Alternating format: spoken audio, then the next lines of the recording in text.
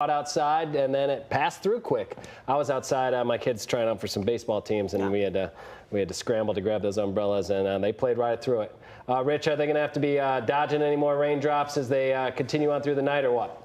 Dave Hiller, it's all winding down. Like yesterday, once again today, we did have these spotty afternoon and early evening thunder showers. You can see it's a very weak system moving through the central Great Lakes. Clearly, there are some heavier storms down over central Ohio, close to Toronto as well. But we'll zoom in, and you can see all across lower Michigan, out around Grand Rapids, up around Saginaw, of course, here in southeast Michigan, just these spotty storms. Now, over the last hour, you get the feeling that most of the activity is on the Canadian side of the border. Still one little cell out there west of Lansing, but most of us right now, from Detroit to Pontiac to Ann Arbor, are high and dry. We still can't rule out that spotty storm. How about live pictures from Charlevoix? Beautiful up there. You can see Old Glory not moving a lot there on the boat in the foreground. 78 degrees. That's live pictures from Charlevoix. How about daytime highs for us today? 82 here, 79 Traverse City, 78 there out around Muskegon. So the numbers show we're still a couple degrees below where we should be for here the third week in July. There's your rainfall total at the airport, 1/100th of an inch. But obviously, if you were caught underneath one of those brief heavy downpours, you got a lot more than that. A lot of us are in the 70s right now. Humidity is up a bit, but the breeze is pretty light from the south and west. Warmer numbers to our west, 87 Minneapolis, 82 in Chicago. Some of that's coming our way from midweek. 98 in Dallas right now, 95 in Billings, 97 Denver. Now, we have chances for 90 degrees starting Wednesday. You'll see it in the 7-day, but notice over the course of the next 24 to 36 hours, not a lot happening. Tomorrow, I stopped the animation at 4 o'clock, and you can see again a chance for a spotty afternoon thunder shower Monday.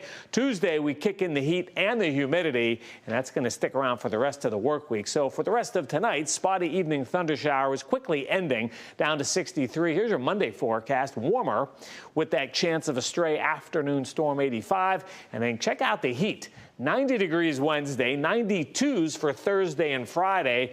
And at the end of the week, we have another good chance for some of those spotty storms.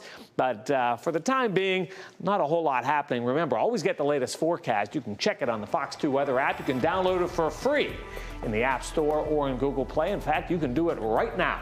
Hillary, Dave, we'll see you tonight at 10 o'clock. All right, we appreciate that. Thank you, Rich, so much. When you look at what other parts of our country are dealing with in terms of the heat, those consecutive days of 100-degree temperatures, you look at 90 degrees for July come Wednesday, not bad at all. We could deal with it. I think so. All right, we're going to turn to other news now. Police are looking for the person who fatally shot a man early this morning. This happened around 2:15 on West 6 Mile. Police say they found the man suffering from multiple gunshot wounds. He was pronounced dead right there at the scene. The suspect was seen leaving the scene in a light-colored sedan. Police believe that the suspect and the victim do know each other. Call Detroit Police or Crime Stoppers. You know the number, 1-800-SPEAK-UP, if you can elucidate any of this. Yeah, and if you were driving late last night, maybe you noticed the freeway on the Lodge was closed. Here's why: a motorcycle crash sends a person to the hospital overnight, and police were forced to close down the freeway for a time so they can investigate exactly what happened.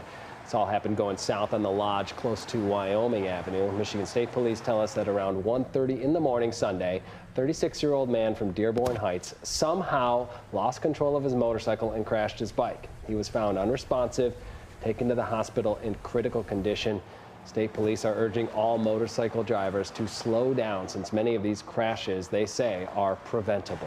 And they are indeed. Another motorcycle crash, this one on northbound Lodge near 94. It happened just after 8:30 last night. Police say a car was trying to get off the shoulder and pulled out into traffic. The motorcyclist was not able to stop in time and rear-ended the car, launching him into the air. The 50-year-old man was taken to the hospital in serious condition. The investigation, as you might imagine, is ongoing, but another good reminder of what can happen on our roads. Yeah, and I don't know if you noticed this driving home kind of in the later nights, that if you're on the Lodge at any point, those cars are going pretty fast. So I don't don't know what happened. I mean, we've seen Sure. from some of the information we're getting from the feds about traffic fatalities and crashes. They are up, and they have been up since the pandemic. Right.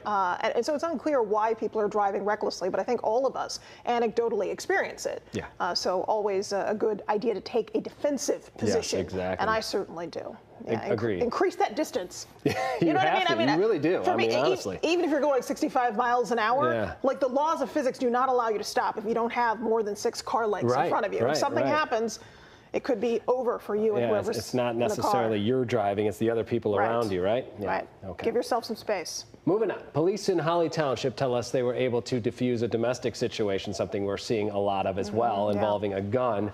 They were able to do this without a single shot being fired, thankfully, and no injuries. Police say they were called to a home on Belford Road around 5:45 last night. Now, witnesses tell police the suspect, a 34-year-old man, had pointed a gun at a victim. Police were able to find the victim outside of the house, and that victim then let police in. Once inside the home, they say the suspect was simply lying on the couch, but he was armed and not following orders from officers, according to police. Eventually, police say they were able to convince that suspect to drop the gun, and then he was taken into custody where he will likely face charges here. All right, we're going to talk about more things that have happened on the road. I'd like to say that staying in your lane isn't just a good metaphor for life. It's important to adhere to the directive the saying is derived from while you are driving. A passenger drifting onto the shoulder on M53 in Washington Township prompted a police stop, and the cops got a whole lot more than they were expecting. The driver, a 24-year-old man from Romeo, was arrested for having several warrants out for his arrest. And here's what they found when they searched the car. A short-barreled rifle belonging to the passenger, an 18-year-old man from Lapeer. They also found 2 brass knuckles and 12 double-edged daggers. The driver was turned over to Imlay City Police for those warrants we talked about. The passenger was sent to the Macomb County Jail. Michigan State Police First Lieutenant Mike Shaw, who we talked to a lot, said, quote, "Troopers are continuing to look for, locate, and seize illegal weapons during traffic stops. By continuing to take these illegal guns off the street, we're helping build a Michigan where everyone feels safe and secure," end quote. State Police busy last night. That is quite an arsenal. Yeah, I'll say. My goodness. A West Bloomfield couple, lucky to be alive after their home catches fire Saturday morning. Yeah, right now they're in critical condition upon last check. Fox 2's Camila Mary has more on this. A West Bloomfield couple is in critical condition after a fire inside their home. We know that the fire has an origin somewhere in the basement. It happened Saturday morning a little after 5:30 a.m. on Red Coat Lane. Firefighters were able to quickly make it into the home and rescue the older couple. They found the female on the second floor and the male on the first floor. Both were suffering from smoke inhalation. Meanwhile, fire investigators are working to determine what caused the fire. Fortunately, we haven't had a chance to talk to them yet. They had emergency care provided to them, and they're still in critical condition. West Bloomfield Fire Chief Gregory Flynn says there were working smoke detectors inside the home. We really want to encourage people when they hear those smoke alarms to get out of the house. Often homeowners will attempt to locate, especially if they're already seeing smoke, and go deeper into the home and try to locate that. It is not what we want you to do. We want you to get out and stay out. Experts also say you should have an escape plan in the event of a fire. In West Bloomfield, Camila Mary, Fox 2 News. Another thing we learned about that, too, we had a chance to speak with the chief there in West Bloomfield yesterday, and he was saying it's important to not just have your smoke detectors in one portion of the house. Have them on multiple levels. That's really important. And also have them outside of the place you sleep. Yeah, so you can hear it. Right, so you can hear it. And if the smoke is, coming your way, you get enough advance notice. Yeah, and a lot of times they could kind of be interconnected, and if one's triggered, it could trigger them all, and then you're well informed and on top of it.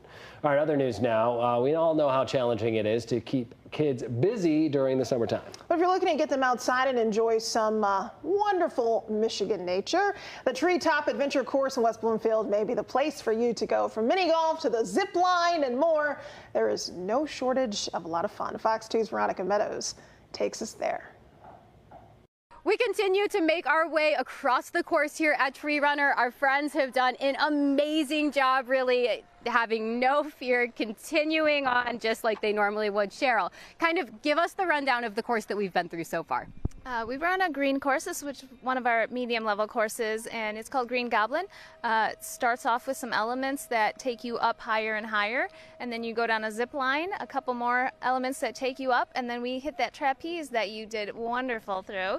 Grab that trapeze bar and swing over to that next platform, and now we are almost done, and our last element is a zip line there, and then we're done. Very cool. Well, you have been great at giving us pep talks all morning long, especially the trapeze. You said it's not as bad as you think it is. You just got to do it. Keep looking straight. You must have the pep talks down to a science now, because it can be scary. Mm-hmm.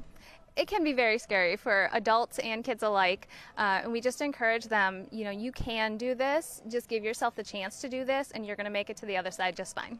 Well, your kids, speaking of being fearless, they have just been doing their thing all morning long. Do you find that the kids are less scared than adults? Generally, yes. It's a mix of both, but we definitely worry more about the adults around here than the kids. Why do you think that is? The kids just go for it. They don't really seem to mind too much. It's that free spirit. It's also that upper body strength, that mass to muscle ratio, I think has something to do with it too. As adults, it's just not as easy for us. Okay, but that is very fair. And the kids, a lot of times they're incredibly active. So for them, they already have that strength built in. Mm-hmm. That's correct. Awesome. So give us kind of a rundown how many courses you have and what locations do you have around Metro Detroit? We have 15 courses here at Tree Runner West Bloomfield, including our new Zip Sauce, which is a zipline only course. We also have a course over in Rochester, Tree Runner Rochester, and you can find that out on our website as well. It's a little bit smaller of a park, but like someone said here, it's more of a date night place, perfect for date nights at that Rochester Park. What a fun date night here. I didn't even think about that. It's a great place to get to know people, come with friends, come, like you said, first dates. Probably a great time for the community. It sure is. We have birthday parties, we have school field trips, we have team building for companies and organizations, so a lot of opportunities here. Oh my goodness, well you can come check out all of the opportunities here at Tree Runner West Bloomfield. They have other locations as well. We'll have more information for you on fox2detroit.com. We're going to get down to the ground, you guys, so we will send it back to you. This is one of those stories where it makes sense to just let the images do a lot of the talking. These firefighters who already do so much for their community raised money for charity Saturday, and I spoke with a lieutenant who runs it, and this year they made double what they normally get in their recent internet sensation success. Started with photos of them doing what they do, washing cars without their shirts on. Bring these girls down here and let them have a good look. Look, there is full transparency here. The people behind this charity car wash knew the scene before you and the images they posted online would, let's say, draw a crowd. It's fabulous. You know, it's one of those things you don't want to be that girl like, hey, come out because the firefighters are there, but we'd be lying if we said it didn't help draw the attention. It's okay to be that girl, Peggy. There were other ladies just like you saying similar things about the social media advertising for the fundraiser the Dearborn Heights Fire Department has each year. This year, though, they decided to go with more than a flyer, causing some to post things like, oh my goodness. I went and picked up a bunch of my girlfriends, and we come down here, and now they got the road thing going on here with all the cars. Plus, we're on our way here. And I'm like, man, we got to get to the fire department first. The best of pictures, too. Yes. All Nice, for charity, too, which is great. People like taking pictures. Sometimes they get a little bit grabby. It's okay. We do this 6 hours one time a year, have a blast doing it. They take pictures, sell shirts, wash cars, mostly with their shirts off, to help people.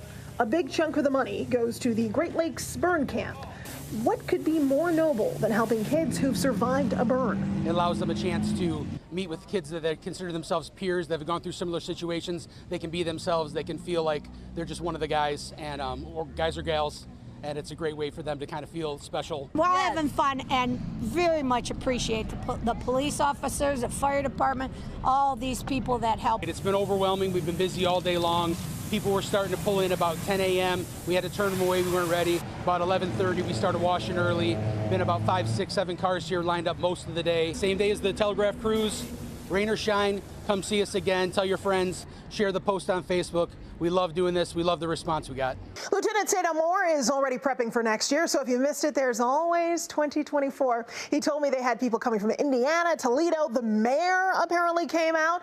A few packed cars got their car washed and then came back around with a different vehicle. The point is, they're planning to drum up more money for people in need. Well, it worked, and this is entirely volunteer. Well done, guys. All right, so that was a fun story to cover. It looked like and here's why. First, they have an excellent program, you know, what they're doing. They're raising money for these children who are burn survivors. And they're raising a lot of money. And the reason I put in that first line that this is entirely transparent, this was their idea. Yeah. So one thing that sparked a debate here in the just with these people, though. in here was like, all right, so are they objectified? Because I'm all about gender parity. I do think men and women are different. You can't be afraid to say what you think, and I'm not. Men and women are different. But is this objectification? If they initiated it, and the answer, I think, is no. Now, the soundbite where he says people have gotten grabby. You're not down with that? Unacceptable. You don't support that? Look, don't touch. I noticed your car was pretty clean. I'm not saying that you went to any car wash.